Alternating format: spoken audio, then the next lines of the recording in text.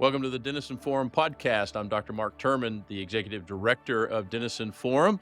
We're glad that you're a part of this conversation. Denison Forum seeks to equip believers to think biblically, to live holy lives, and also to act redemptively in every way that we can to move people and to move our world toward a better understanding and a better experience of biblical flourishing, God's best for all of us, as we like to say. We're sitting down again today with our friend Aaron Pierce. He's been a part of the Denison Forum Podcast in the past, but we're glad to catch up to him today. Remind you that Aaron is the International Missions Director for Steiger International, which is a global mission organization dedicated to mobilizing believers who will reach out to others, particularly the emerging generation. Aaron and his brother were raised by missionaries in Amsterdam. And Aaron, I'm just giving you a heads up right now. The first question I have for you is, tell us the three best things about Amsterdam. Okay, so that's coming. But they were raised in that environment and they watched their parents be winsome and creative, innovative missionaries trying to reach people who would never get near a church. And that is so desperately needed around the world, but particularly in the West. I think the numbers are now in the United States, like almost 30% or right at 30% say that they have no spiritual connection, no formal religious identity at all. So 1 out of every 3 people is claiming that. Part of what we're going to talk about today is not only the larger ministry of Steiger, but Aaron has released a new book called Not Beyond Reach: How to Share Jesus with the Young, the Deconstructed, and the Nonreligious. And we'll ask him about the distinctions between those 3 things. But we're going to talk today with Aaron, and today is an opportunity for some incredible equipping and training. Steiger International, as well as Denison Forum and Denison Ministry, share a passion to train people like you that are listening to this to be missionaries wherever you are. I was at a friend's church about a week ago who they made the emphasis very clear. Wherever your feet are, that's your mission field. And that you have an opportunity to represent Christ in any and every one of those environments. And we want to help you do that. And Aaron's work in this book, Not Beyond Reach, is intended to help you with that as well. And a very clear, very winsome, very interesting read. I can tell you that from working my way through it. But before that, Aaron, how are you? And what are the 3 best things about Amsterdam? I told you before, I've spent a few hours in the airport. You made it clear that does not count as having Yep, visited Amsterdam. that does not count. So what are the 3 best things about Amsterdam, and why should I and others go? Well, it's hard for me to say because I was born and raised there, so I was a kid there. So I mean, I've been there a lot as an adult too, but so my experience is a little tainted as because I see it through the lens of a child. But I mean, it was amazing for me. I mean, I'd had a very unusual childhood. I caught the subway to go to school. Like that was how we went to school. Oh, And wow. in the Netherlands, it's very common that young kids go on their own. So like me and my brother, 8, 9, 10 years old, on the subway, 20 minutes through the city on our own, joining up with different friends from different parts of the city as we went. It was pretty amazing. So I don't know. I'd say it was an urban playground. It was amazing, but I was a kid. My parents, there was challenging things. My parents taught us, not to go to the red light district, how to avoid the drug dealers on the streets and all that kind of stuff. But it Wow. was a phenomenal upbringing. Amsterdam is an amazing city. It's got all the notorious things it's known for, but it's really beautiful. I love it. But again, I was born and raised there, so it's hard for me to, to think otherwise. Okay, I can just imagine. So I was teaching a group of about 30 parents and grandparents last night. We were struggling, they were struggling, we were struggling with a conversation. How old does your child need to be to go to a public restroom when you're at a restaurant? How old do they need to be before they can go to the restroom by themselves in a restaurant? And so the idea of putting an 8 or a 10-year-old on a subway and sending them 20 minutes across an urban city would probably just blow the minds of most people listening to this podcast. Culture's changed a little bit, right? But man, it was such an Yeah. awesome thing. That's a whole separate conversation we could delve into if we wanted Yeah. to. Yep. Yeah, that'll be a next podcast on parenting, right? And as a Right. as a father of 4, we were just talking about that a minute ago. As a father of 4, you'll get to have those thought processes and conversations that are coming, right? If not already there in your house. And so, Yep, yeah. Okay, exactly. so I got to ask this. So, if is there a favorite restaurant that when you go to Amsterdam, you're like, I have to eat at this restaurant because it's just the best restaurant there? I don't know if it's a restaurant, but there's the central train stations right in the center of the city, and across the street is this big building. And actually, on the building, it said Jesus loves you, and it's owned by a ministry there. But at the bottom is this phenomenal cafe that has a Dutch word that means foolish things. And so that's a place I would highly recommend. It's this cafe right in the center of the city called, it's Dutch, it means dwaze zaken, which is foolish things in English. That's where you should check it out. I would definitely recommend that place. Well, you just got to love a restaurant that's called Foolish Things. Yeah, yeah, yeah, yeah. Well, it's a Christian place, it's a biblical reference. Yeah. Well, first of all, before we get specifically into your book, just talk about for a minute a little bit of your own testimony, just how God stirred this passion to be with a lot of words that the Bible uses we could use here. A missionary, a representative, an ambassador for him, a witness for him. Talk a little bit about how that's really just a part of the DNA, not only of who you are, but of your family, and how we really should understand that to be normative for every Christian, not just people like you and me that, are Yep. vocational ministers, quote unquote, but how should we see that as the incredible privilege of every believer? Yeah. Well, again, for me, it has everything to do with the blessed upbringing that I had with my parents who lived that missional life and who saw, it's interesting because I got to grow up in very secular environments. I was born and raised my first 12 years in Amsterdam, quintessential post-Christian, in every kind of stereotype that you could imagine.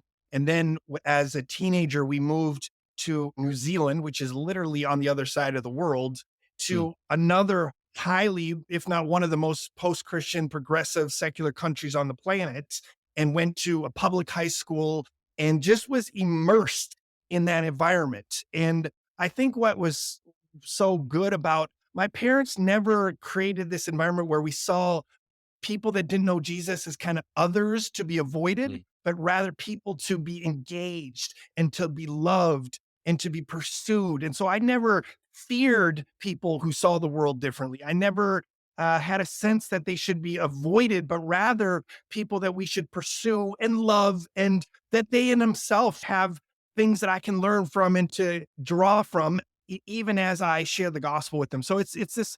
I think a lot of times today in our the way culture's gone and the way Christianity is declining in influence, the church has often responded in one of two ways. One is kind of like assimilation and, just change our moral theological views in order to adapt to the culture.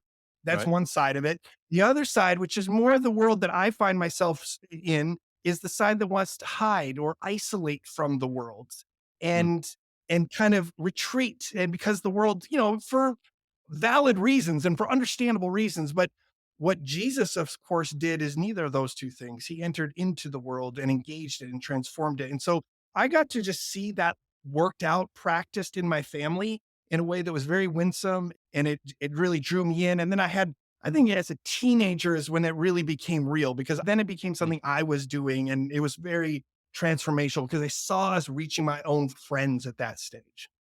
Right. And yeah, just such a great insight. We've come across research recently that says, now, particularly in the United States, other parts of the West, when a person meets a new person, when they bump into a new person at the coffee shop, the airport, or anything like that, they now, on a significantly larger scale, they see that person as a threat rather than Mm, as a potential friend or ally or just somebody to have a conversation with. Not every time, not every person that feels that way, but at a much higher level, statistically, you can see that we are much more suspicious and wary of each other rather than welcoming of each other. And I was thinking yeah. about this. I was telling you, I flew this morning to come home. So walking through an airport today and just thinking about, everything that God creates is interesting in some way. Mm, And if you mm, believe that, if you believe that the world is interesting because God is interesting and God makes interesting, beautiful, wonderful things, then you would hopefully go the next step to say, well, that would mean that people would hopefully be the most beautiful, interesting thing that you could ever engage with, right? And not Yep. something that we should try to avoid or be fearful of or see as a threat. But so oftentimes, in the way that the world has evolved, that's the way we see people rather than having a fundamental curiosity about Mm. other people and a desire to care for them the way we would hope that they would care for us. We've lost a lot of that, right? We we have.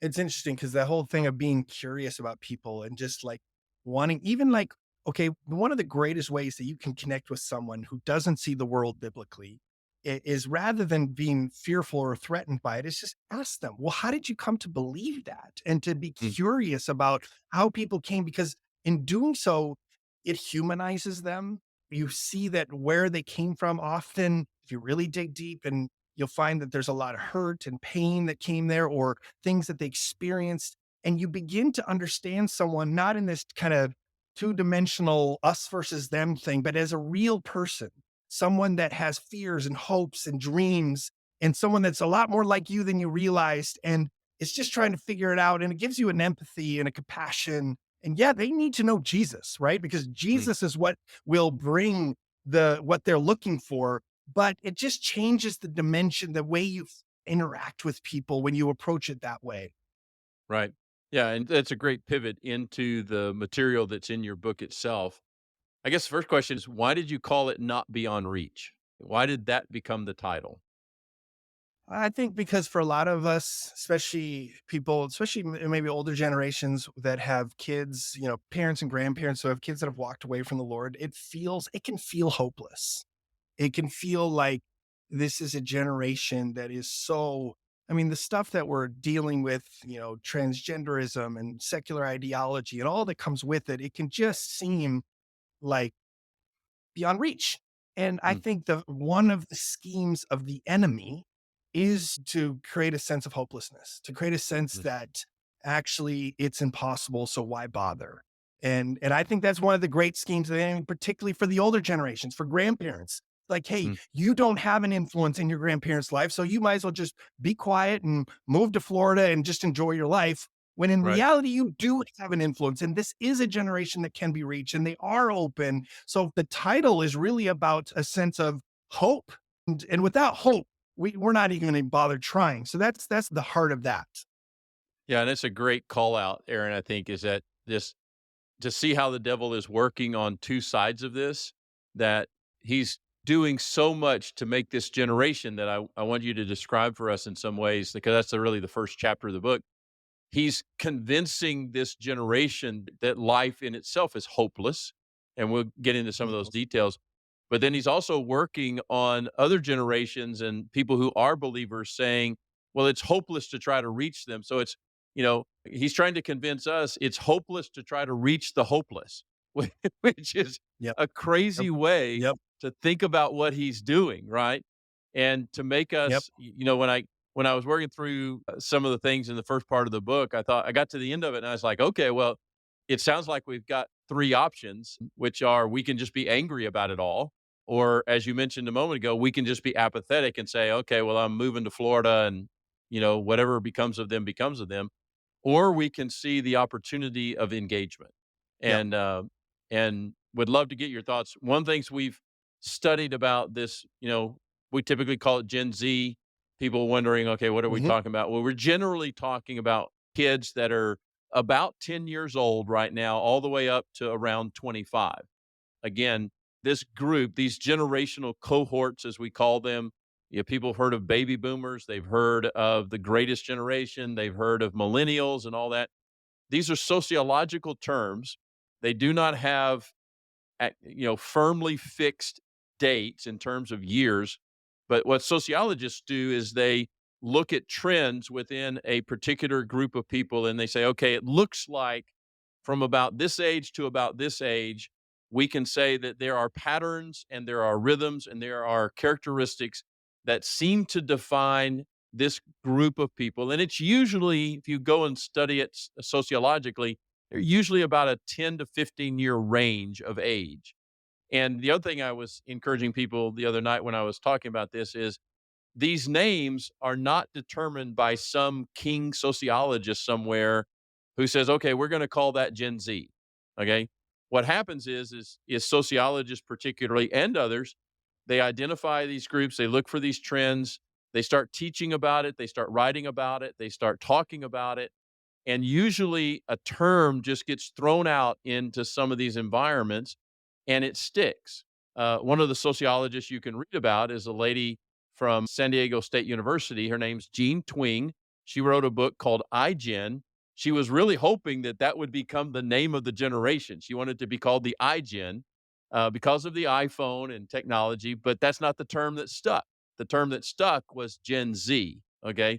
And anyway, that's a little bit of the background of how this goes. But Aaron, help us, give us a somewhat of a thumbnail sketch of, okay, what should we know about this emerging generation? And if you want to expand it or narrow it, fine with that. But you talk a lot in the book early on about, hey, it's not like it was in the 90s. Um, Yep. and Yep. and we, we both agree that, biblically Solomon says, hey, there's nothing new under the sun. Right. So it's not like these kinds of questions and struggles have never been on the world, but every group seems to have its own particular questions or emphasis. So how is Yep. it shifted? How is this group unique in the way that it's thinking? Yeah. Yeah. It's great. So, I mean, obviously you described it. The difference between American culture today and American culture in the 90s is that in the 90s, most people would identify as a Christian. And most people would say that the church was a good thing, an important part of society, and the Bible was a good moral guide. And that was the kind of the cultural context. And it was in that environment that Billy Graham could fill up stadiums and say the Bible Mm, says, and it resonated. And right. And that was very culturally relevant. Well, we've gone through this post-Christian shift over the last 30 plus years. And with that has come a change in religious affiliation, like you mentioned at the beginning, but also a change in attitude towards the church. So what once was predominantly positive now is increasingly apathetic to outright hostile, especially amongst younger mm, generations. And the reason for that is that it's this generation, the digital natives, this global youth culture generation that is influenced by pop culture and entertainment industry, but like at a massive level. They're influenced by internet stars on TikTok and Instagram and YouTube that are connecting directly with them, influencing the worldview, not just entertaining, but shaping a worldview. And then they're influenced by video games, which is there was a study that came out not too long ago that said the average 21-year-old male in this country has spent 10,000 hours playing video games, which is wow. the same amount of time that Yeah. you need to master fine art. Right. So it's like, Right. and so it's a massive place for community and accomplishment and identity. And then the last thing is pornography, which is the other influence of the Mm, culture. And of course, that's distorting our views on love and sexuality and relationships and all of that. And so those four things are coming together to shape a culture. And the philosophy of the culture is largely based on three, ideas. One is secularism, which is not to suggest that everyone is an atheist, because in fact, most people are not atheists, but that faith is private. And so mm, you can believe whatever you want to believe, so long as you don't push that on other people. That's the kind of secular mindset. Faith doesn't belong in the public sphere. We keep that private. That's the one idea. And then that naturally leads to relativism, which says there is no absolute truth, that morality is subjective, that it's like an ice cream flavor. You have your favorites, I have mine, but we can't settle it between us. And then the last thing is this idea of acceptance, which mm, in previous generations would have been tolerance, but now it's acceptance. What that means is all people must be accepted, and that actually tolerance is not enough. We must affirm. mm. And so it creates this paradoxical moment in which all is tolerated except the intolerant, and all is included except the exclusive. And so this is the philosophies that shape the culture. They're in the universities, they're in the pop culture. It's really all comes down to, not sorry to be long-winded here, but it comes down to the idea of secular humanism, which is the religion of our day. right? Second Mm, Corinthians 4:4 says the God of this age has blinded the minds of unbelievers. And really the God of this age is secular humanism. And it's mm, this idea that God is replaced, man is at the center. There's no outside authority that can tell me how to live my life. And where it really comes down to is identity, purpose, and morality is self-constructed. mm. And so Yes. all our conversations about transgenderism and the whole LGBTQ movement is a logical outworking of a worldview that says morality, purpose, and identity is self-constructed. And so that's the air that we breathe today. And that's the context that we're in. That's what we need to be aware of as followers of Jesus. Yeah, really important as kind of a foundational thing from the standpoint of if we really embrace ourselves as missionaries, like I said, even even in our own homes, in our own extended family, at our jobs, if we just see every place that we go as a mission field, if you were training to be a missionary and you said, you know what, God's called me to another part of the world and I'm going Yep. to go live among these people and I'm going to try to understand them and I'm going to try to find a way to bring Christ in a meaningful way to them, you would go learn the language, you would go Yep. understand the customs, you would hopefully study a good deal of the history of the place that you felt called to. And what you're arguing is we need to do that right in our own experience, in the immediacy of where we are right now, because the world changes and changes faster than it ever does. And it has Yep. changed in many ways for us in the West, in the United States. It's changed right in front of us in the midst of it.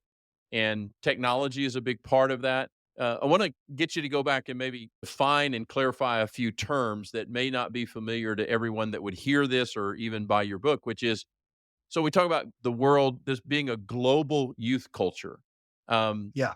Talk a little bit about how we can talk about this at scale Yep. because technology, my pastor used to say, you know, technology can make the world a neighborhood, but it can't make it a brotherhood. From your background, particularly the unique background of being born in Amsterdam and the ability to move as much as you've been moving around the world, you're part of a generation very much like my own adult children. I notice that my own kids, they look at airplanes like taxis. Um, you know, I may be the last generation that grew up thinking, hey, to get on an airplane is a really big deal. And you have to think about it for days, if not weeks, and you know, you prepare for it. But my two adult children who are 28 and 33, they just look at airports and airplanes like taxis. They don't think anything about it. And the world is like a playground. Yep. Talk about that kind of mindset that the world is just all connected in the Yep. good and bad parts of that. Yeah, so that's the whole idea of the global youth culture is that we have a global generation of young people in particular. Now it's beyond young people, but specifically young people who are connected.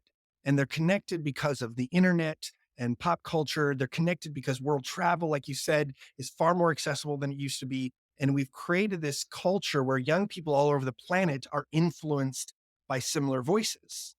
Mm, And so I've seen this firsthand. I've seen how young people in Amsterdam are following the same social media influencers as they are in Austin, Texas, or how young kids in Iraq are watching the same YouTube videos as they are, in New Zealand. And so you have this global culture that is not just entertaining, but it's shaping the values, it's shaping the worldview of a generation. And that global youth culture is largely buying into this secular ideology because that is the religion of the global youth culture. And so it's interesting is I might live in a post-Christian country like the US, but I really am influenced by the secular humanism. The same is true of a lot of young Muslims in the Middle East, where they mm, live in a Muslim culture, but actually they think and act as secular humanists.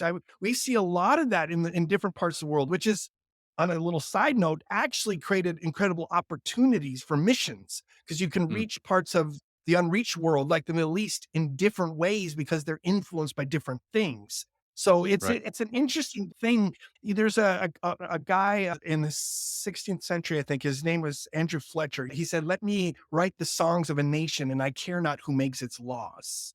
Mm, And there's this idea that the songs of the global youth culture, the music, the art, the social media influencers are shaping a global culture beyond that's not constrained by geographic or political boundaries.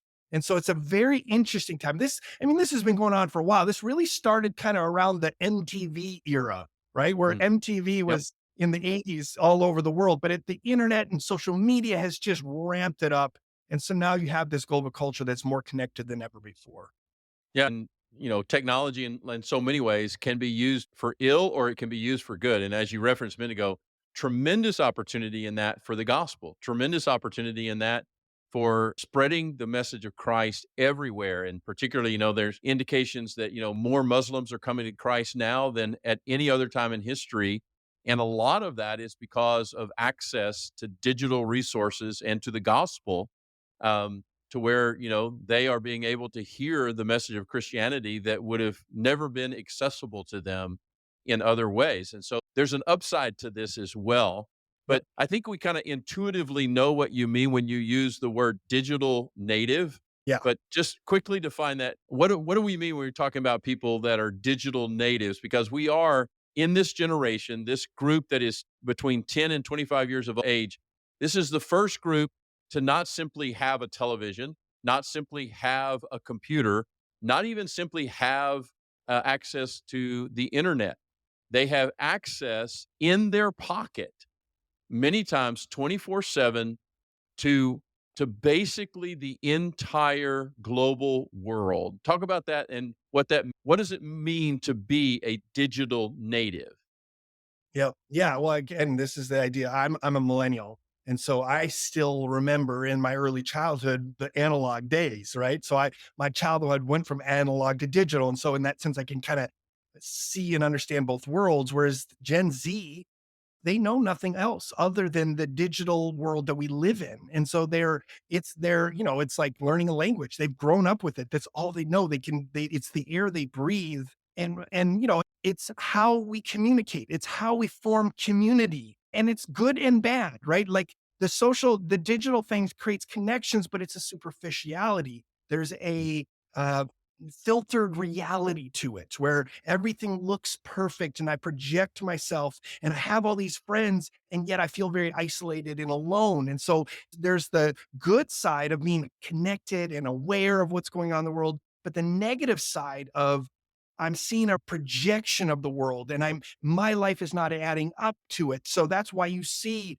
such skyrocketing rates of anxiety and depression amongst younger generations, that combined with the worldview of secular humanism. And so this digital natives has created, again, like you said already, if we're going to be good missionaries to the culture, we need to know what's shaping their worldview.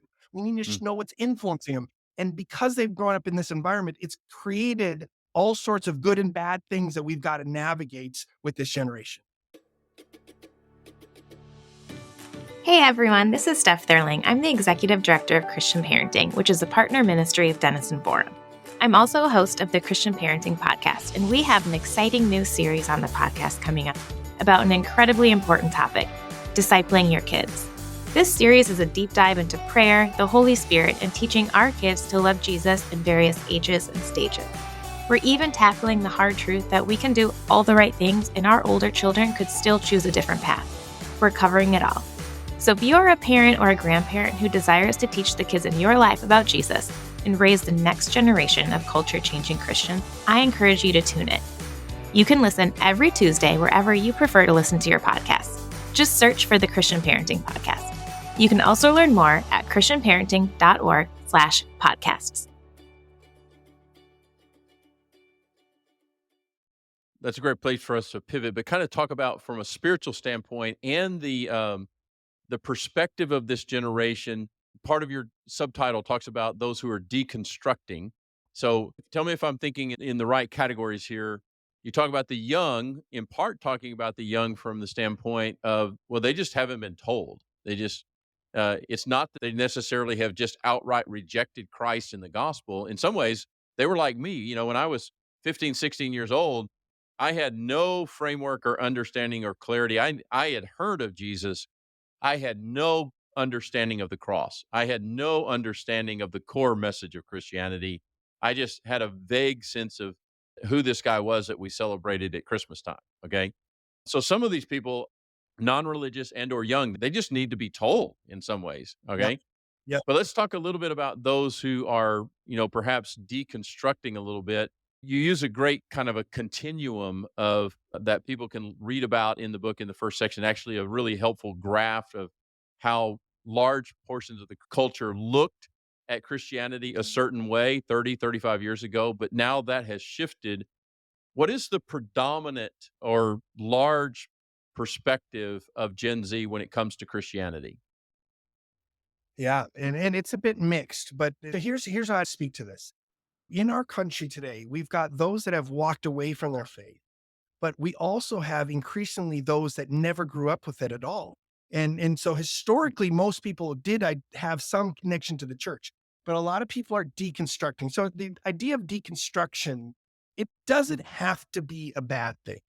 Deconstruction often means questioning what you believe, which honestly can be a very good thing because you can begin to really, why do I believe what I believe? And not just because I was told or because my parents believed, but I wrestle with my beliefs. And so, in one sense, deconstruction can be a healthy process of growing up. But really, what it's often become in our culture today is people are walking away from their faith. They're leaving their faith behind. They're questioning basic biblical beliefs. And there's all sorts of reasons. We could get into what some of those reasons are. But deconstruction is a very common issue. A lot of ex-evangelicals talk about their deconstruction journey. If you want to find some things that'll, I don't know, I have people do this, but go on Instagram or TikTok and do hashtag ex-evangelical or hashtag deconstruction.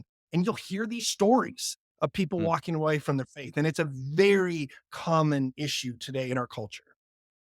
Yeah, and just one to be aware of. Again, thinking of ourselves as missionaries and choosing to reject the idea of, well, I'm just going to be angry about how this Yeah. generation is acting or thinking, or I'm going to buy my RV and go live in the most isolated place I can. Rejecting those two ideas and saying, you know what, if God didn't think that we could be useful to him in this environment, he wouldn't have allowed us to be born into this environment. He would not have Yep. raised us up. He would not have brought us into his kingdom through people sharing the gospel. If God didn't think that he could use us as his ambassadors and spokesmen and representatives in this environment, he would not have put us here. Okay. Yep. So we have the opportunity of engagement and the enormous privilege, like I said, of becoming co-workers with him, as 1 Corinthians 3 says.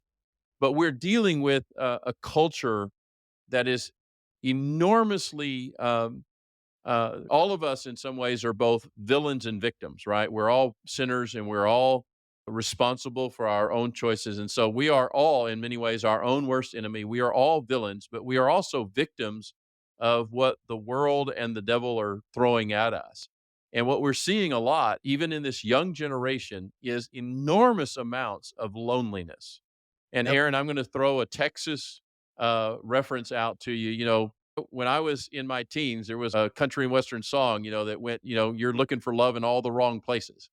And this generation, like many other generations, is still doing that. They're looking for love in all the wrong places. But you mentioned something a minute ago I want to come back to, which is this idea that love is no longer about tolerance, it's about affirmation. Right. And Yep.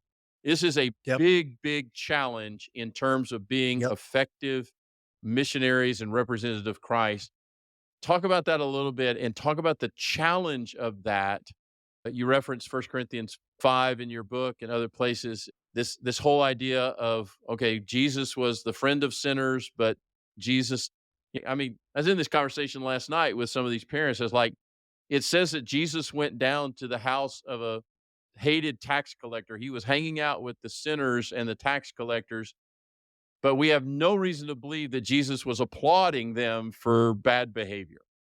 Um, Exactly. talk about the challenge of a generation that says you don't love me unless you celebrate everything that I think and do. Yeah, I think that is the challenge of our day. It's interesting, zooming out a little bit. Our goal is not to convince people of our moral framework or our philosophy. Our goal is introduce people to the person of Jesus and the message of the cross. Like that is our goal, right? And what happens is there are things that obscure their view of Jesus and the cross. Mm. And there are beliefs, there are misconceptions, there are lies, And one of the great lies of our day is the belief that for you to love me, you must affirm me. That, Mm, the great truth of our culture, and you just said it, is that everyone is looking for belonging and connection. It's hardwired into us. It's the way God made us. We were designed for community. And so people are looking for that. But the great lie of our culture is that to be a good friend to someone, to love someone, you have to support their lifestyle or worldview. That's the mm, great lie. And so that is one of the lies that we need to challenge and address in order for people to see Jesus for who he mm. really is. It's one of the things that obscures the view. And so it's a challenge. Now, first of all, you mentioned already, Jesus is our ultimate example for this, right? Right. Jesus, he, like in John 4 and the woman of the well, he showed deep compassion and warmth to this woman who a good Jewish rabbi should have nothing to do with, but he never said, okay, just do whatever makes you happy.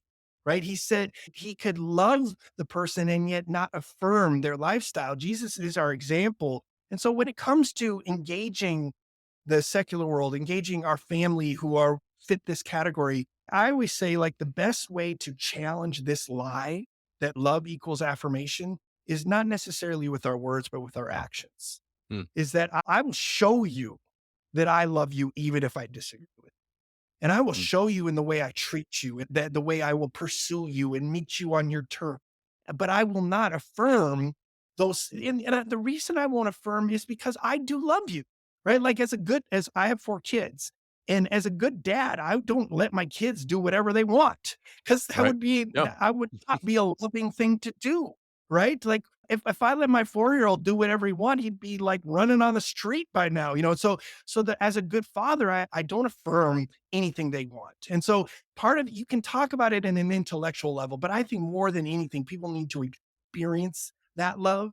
Then you say, hey, I don't agree, but I love you and I'm going to pursue you and I'm going to show you love with my actions. That's often the way that we have to confront that particular lie. Yeah, and I think you point out some really great understanding here because it's what I call, and you can be guilty of this as a Christian, you can be guilty of this as a non-Christian, which is what I call all or nothing thinking, which is Hmm. you have to take, affirm, celebrate, and participate even in everything that is about my worldview and my choices and my behavior, or you get nothing from me. It's an Yep. all or nothing equation for people. And like I said, you can do that as a Christian. You can take that approach and say, look, no, you have to come all my way and think like I do as a Christian, or we have no fellowship, we have no relationship. Or a non-believing person can do that same thing.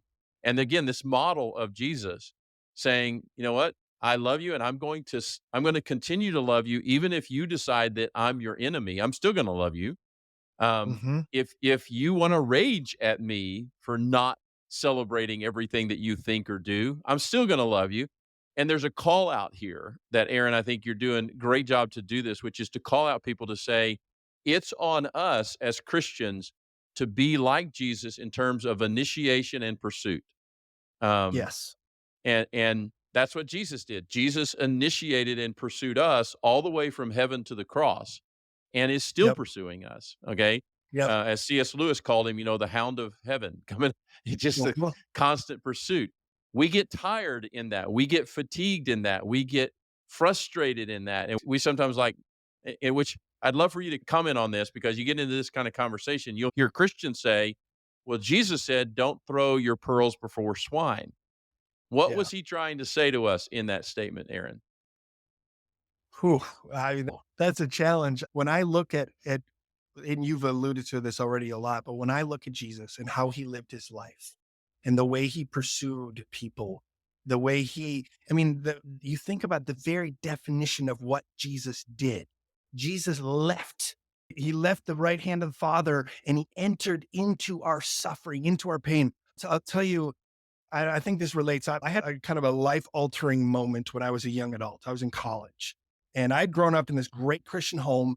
My parents were really good because they always had this mentality that you don't have to be a vocational minister to be like a real follower of Jesus, that you can do it in any context. And so I studied business, was on my way to law school. I had this vision of politics and whatever, all these things I wanted to do. And then I went on this classic mission trip to Mexico, one of those American church mission trips to Mexico, nothing super profound. But I went on this trip.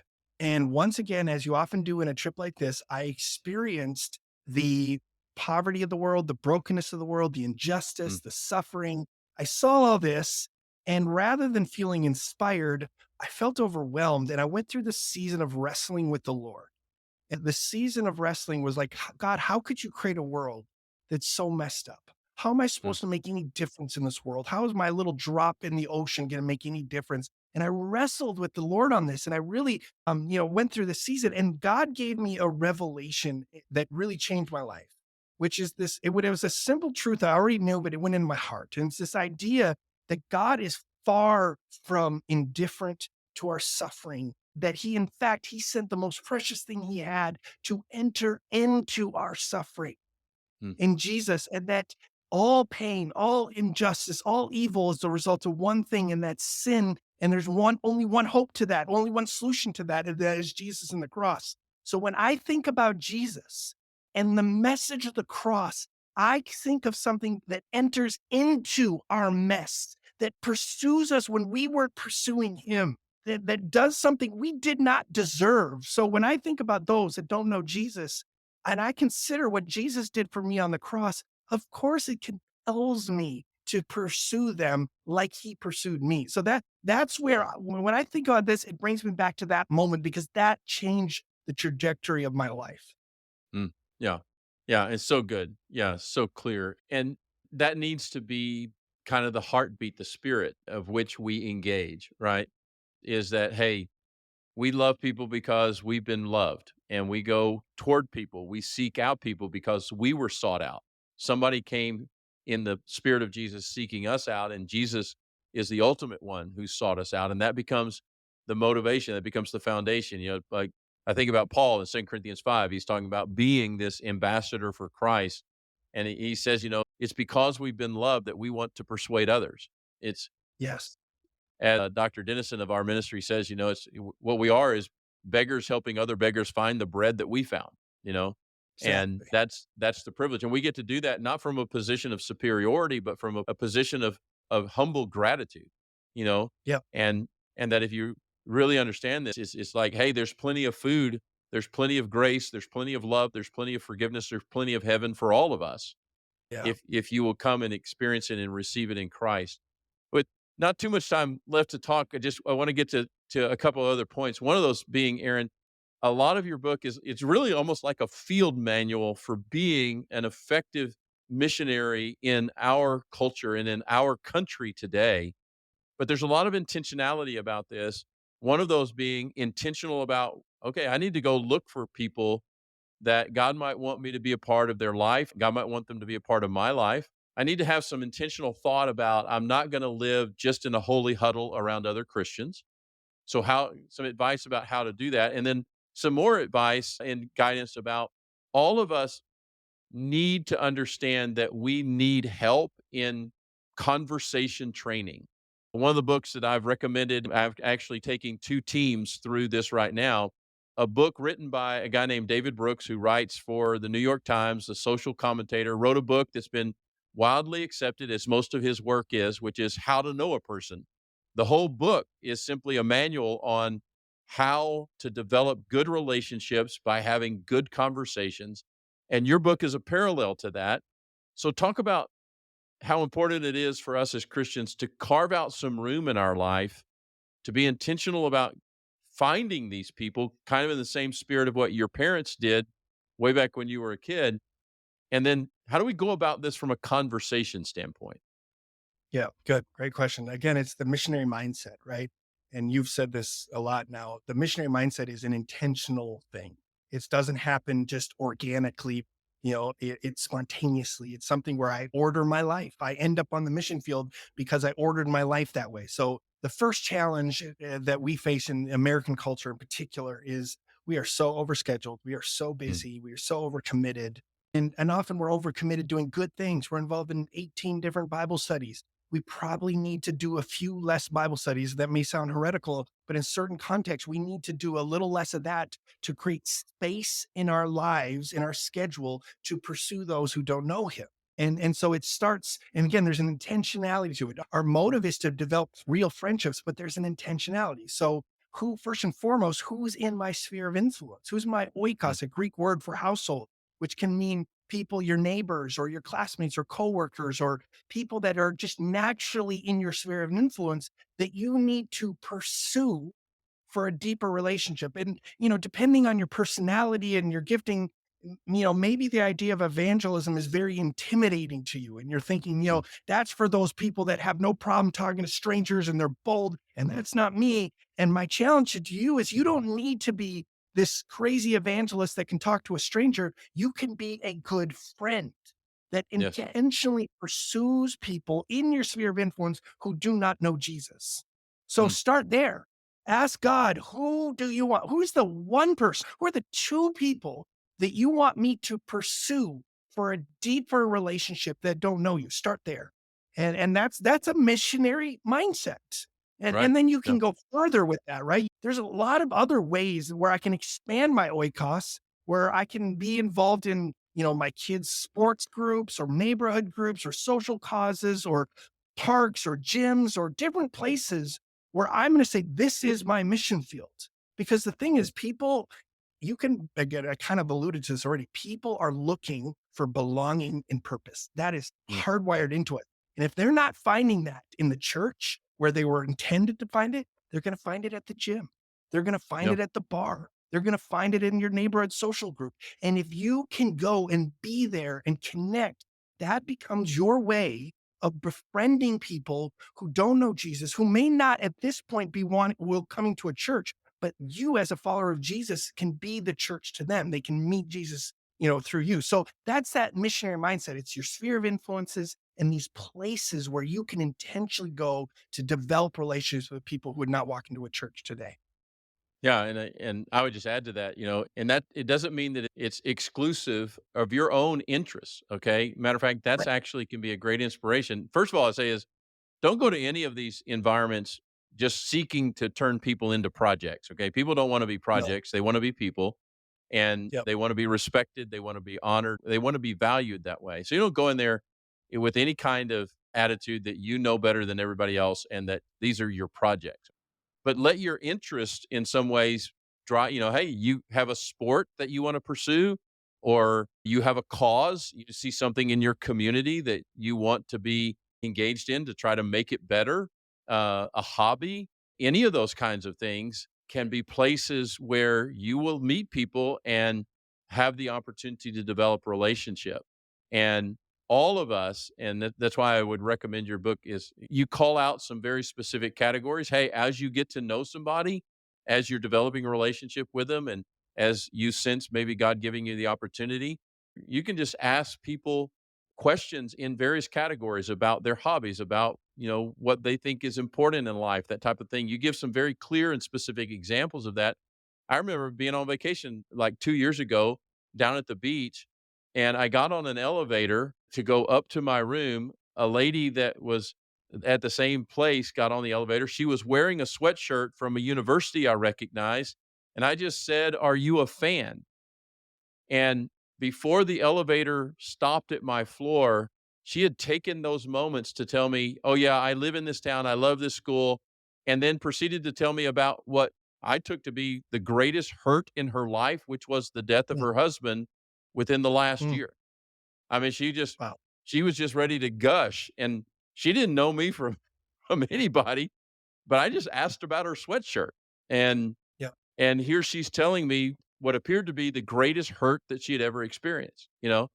And so people are eager to connect, they're eager to They talk, are. They and are. at the same time, we need to develop some real skill in how to have good conversations, because I would tell people, look, there's nothing more exciting than sitting down with another human being and having a meaningful conversation. And one of the things that's characteristic, particularly of this Gen Z group, these young emerging folks in our culture, they're very open to spiritual conversation, right? They are. Absolutely. That's the thing. They're actually, many of them would consider themselves spiritual in a lot of ways. Now, Mm. it's not a biblical spirituality often. It's often drawn from Eastern religious thought, but it's this idea of being drawn to spiritual things. and seeing that there's transcendent purpose and meaning to things. And so there's so many things in life, everyday life, that you can use to engage in spiritual conversations. And we don't have a lot of time to get into it, but the idea is that you can go from friendship to spiritual, because everything is spiritual, and have these deep, meaningful conversations that open the door for you to introduce Jesus and the cross, which is, of course, fundamentally, that's what people need. They need to meet Jesus and understand the message of the cross. But spiritual conversations gives you a bridge to get there. And in the Right. past, in a Christian culture, when people had more shared assumptions, you could go from friendship to the cross. Now, often you need to build the bridge through spiritual conversations to build the foundations on which the cross is communicated. And I get into how to do that and what that looks like in the book. But that's one of the challenges, or one of the ways we need to think a little differently about reaching a post-Christian culture than maybe previous generations. Right. And that point about, a whole generation that has a whole different set, or a largely different set of assumptions that Yeah. require us to think differently and to build that bridge. But then to understand that almost anything that we see and deal with in this world has a spiritual reality behind it. And that Yep. includes things like politics. It includes things, or Yep. certainly our sexuality, Yep. and things like science that you deal with in the latter part of the book. All of those sometimes feel like danger zones and landmines that we should stay away from. They are actually incredible opportunities for conversations that not only become spiritual, but ultimately can lead back to Jesus. Yes, and you Yep. call this out in the book as well. There's a need for all of us as Christians to have a clear and a concise understanding of the gospel, of the story of the cross and the story of Jesus. That's almost like job one. It's just tell your story as it fits into the larger story of Jesus and the cross. And there's an exercise in the book for you to do that by just kind of writing out your story in a simple way and how Jesus made a difference. There's a need to understand the cross in clarity and in a way to communicate it when the time comes, so that you do communicate it well. But there's a whole lot of other training about how to get to that conversation. Yep. Because I understand the spirit. I just think it's short-sighted when people say, well, I just want to talk about Jesus. Well, there's a lot of people not ready to talk about Jesus in the way that you want to talk to him right now, but they might be. If you build relationship, you build trust, you build friendship with them, you can hopefully get to that conversation in a way that the Holy Spirit can really use. Aaron, I want to thank you for the book. I just want to thank you for the good Thanks. work of the book. I'll be recommending it and sharing it with others. And thank you for this conversation. And thank you. Let us know. We hope that the book does well, but it's more about the transformation and the equipping that comes through the book, which I know is what your goal is. Want to thank our audience for spending some time with us here on the Denison Forum Podcast. And as we always say, if you have questions, please let us know. You can email us. Also want to just say, if this has been helpful to you, please rate, review us on the podcast platform that you use. Share this with family and friends. And again, we are a donor-supported ministry. We are grateful for both your prayerful as well as your financial support. Our ministry could not exist without your generosity, and we're grateful for that. We look forward to seeing you, hearing you in the Denison Forum next time around. Aaron, God bless you, and we look forward to Thanks. seeing you again. Thanks, Mark. Appreciate it.